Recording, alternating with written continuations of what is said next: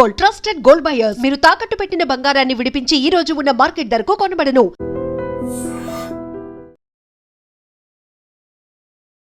మిట్ట మధ్యాహ్నం ఇంట్లోకి వెళ్ళి మరీ 17 ఏళ్ల బాలికను కత్తితో గొంతు మీద కోసి పొడిచి చంపేశాడు.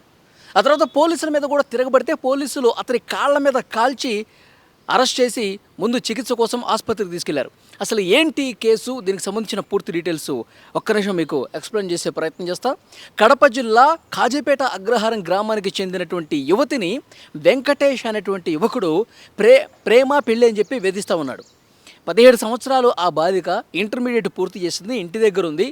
కొన్ని రోజులుగా నిన్ను ప్రేమిస్తున్నాను, నన్ను పెళ్లి చేసుకో అని చెప్పి వేధిస్తూ ఉన్నాడు, వెంటబడతా ఉన్నాడు. నన్ను పెళ్లి చేసుకుంటావా లేదా అని చెప్పి.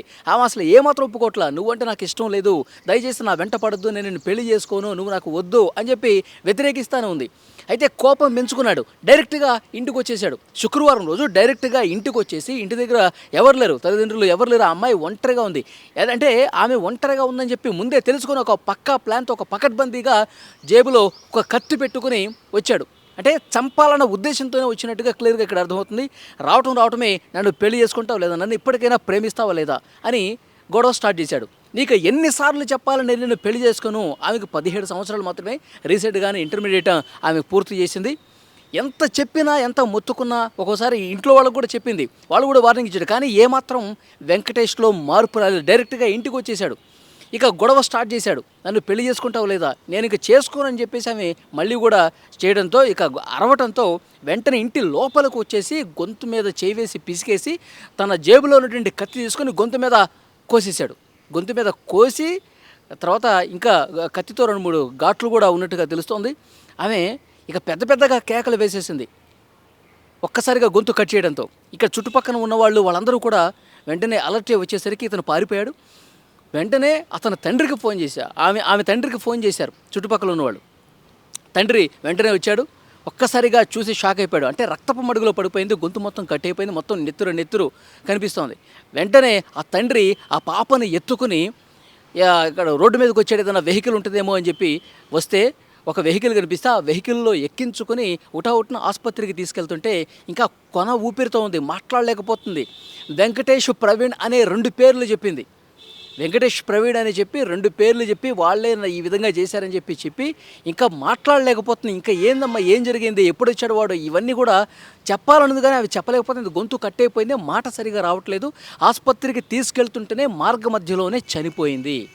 ఆ తండ్రి అలా ఎత్తుకొని ఆసుపత్రి వచ్చేస్తుందమ్మా, నువ్వు బతుకుతావు, నీకేమి కాదు, వాడి సంగతి నేను చూస్తాను, ఈ మాటలన్నీ కూడా ఆ తండ్రి చెప్తున్నాడు. కానీ ఆసుపత్రి తీసుకెళ్లే లోపే కన్నుమూస్తుంది. నిజంగా అంటే సినిమాల్లోనే ఇలాంటి ఘటనలు కనిపిస్తూ ఉంటాయి.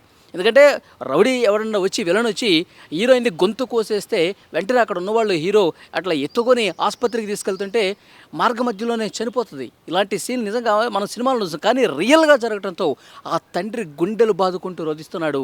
ఇంటర్మీడియట్ పూర్తి చేసింది, మంచిగా ఇంకా చదివించి ఒక చేతిలో పెట్టి నా బిడ్డకి ఒక మంచి జీవితం ఇద్దాం అనుకుని ఆ తండ్రి భావించుంటాడు, కలలు కనుంటాడు. కానీ ఆ కలలన్నీ కూడా వెంకటేష్ అనే ప్రేమోన్మాది ఒక రాక్షసుడు, ఒక సైకో తుంచేసినటువంటి పరిస్థితి ఉంది.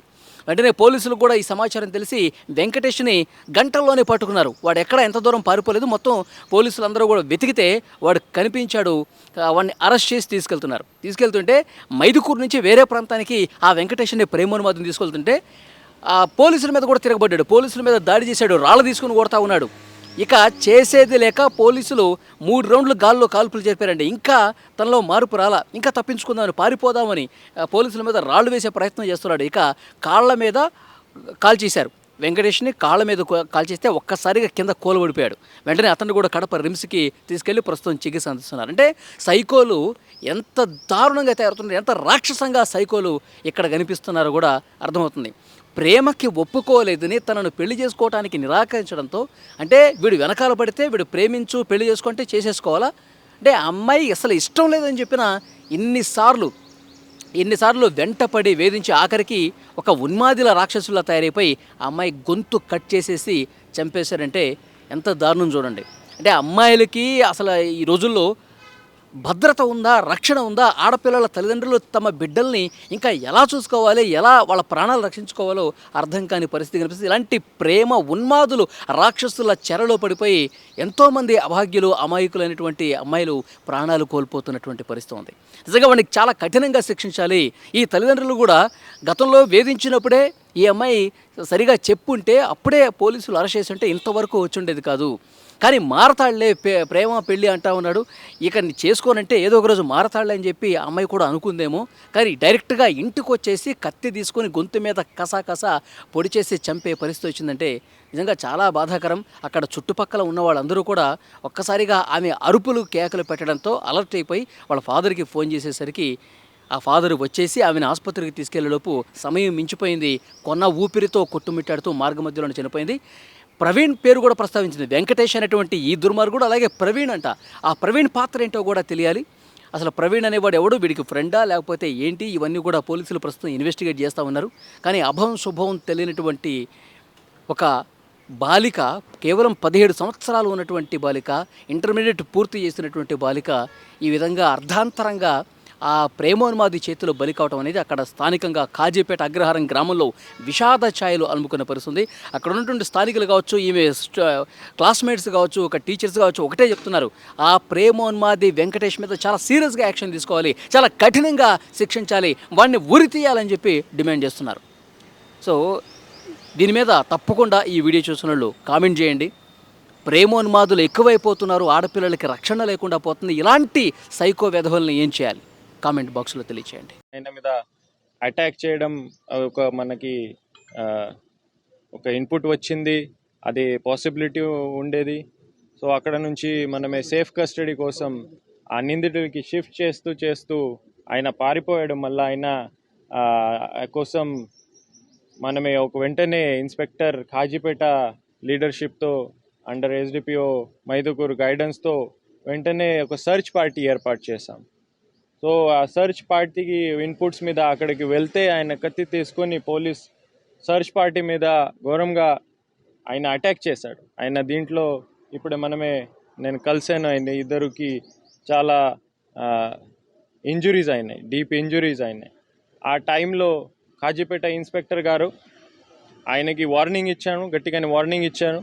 ఇది ఒక మర్డర్ చేసుకొని మళ్ళా పోలీస్ పార్టీ మీద కూడా ఆయన అటాక్ చేశాడు. ఆ సైకాలజీలో ఉన్నాడు, ఆ అటాకింగ్ మోడ్లో ఉన్నాడు. వార్నింగ్ ఇచ్చిన తర్వాత కూడా ఆయన ఏం వినలేదు, మళ్ళీ అటాక్ కంటిన్యూ చేశాడు.